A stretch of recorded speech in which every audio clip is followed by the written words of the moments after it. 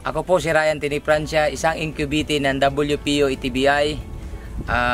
Bigyan ko lang po kayo ng update sa aking cage simula nung nagsimula ako ng 3x5 meters na maliit, at ngayon ay ito na siya, 5x13 meters.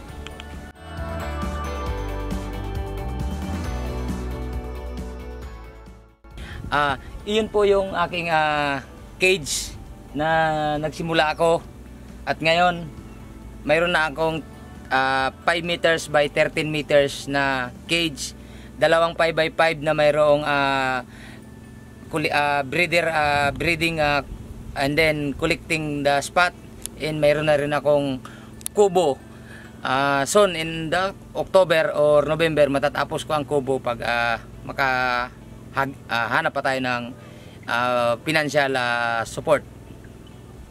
Simula po nung sa aking 3x5 meters na cage, at ngayon ay 5x5, mas malaki po ang pinagbago ng aking breeding and collecting ng spot, dahil po mas maraming breeder akong nailagay, at mas marami akong dahil doon mas maraming spot na nailabas ang aking cage.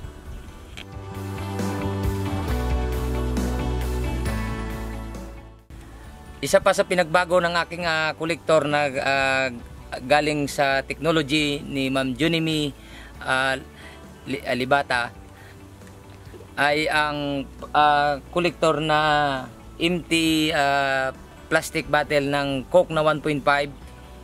Mas mura siya kaysa sa doon sa collector ko na shell ng talaba.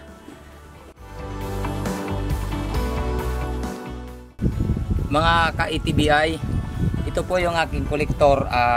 Galing po to na nahingi kong guidance galing kay Dr. Junimi Libata.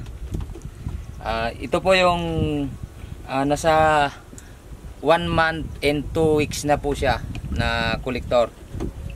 Hirap na siyang bilangin. Almost estimate ko siguro nasa 100 to 150 piraso isang ganito. Simula sa labas hanggang sa loob, meron po siyang oyster na spot.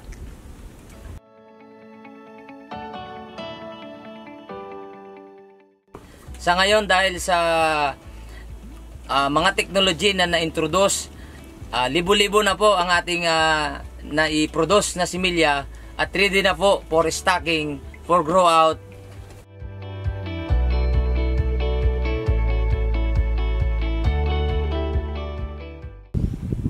Ito po ang mga sample ng aming aking na-i-produce na spot dito mula sa aking cage.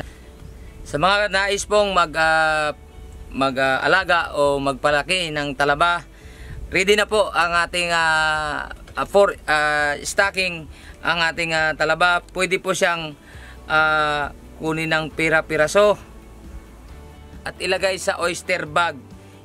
Antayin lang po ito na mag 2 cm bago natin mailipat sa ating oyster bag for grower. Mga ka-ETBI, ito yung aking bagong collector.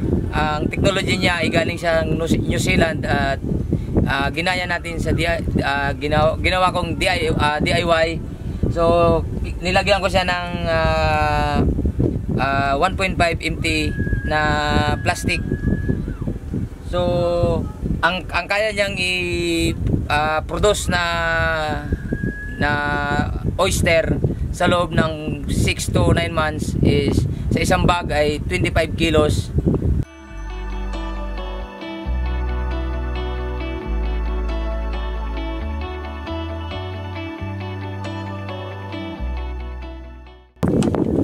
Mga ETBI, ang aking plano sa lawak ng dagat na to hanggang doon sa likod, pwede tayo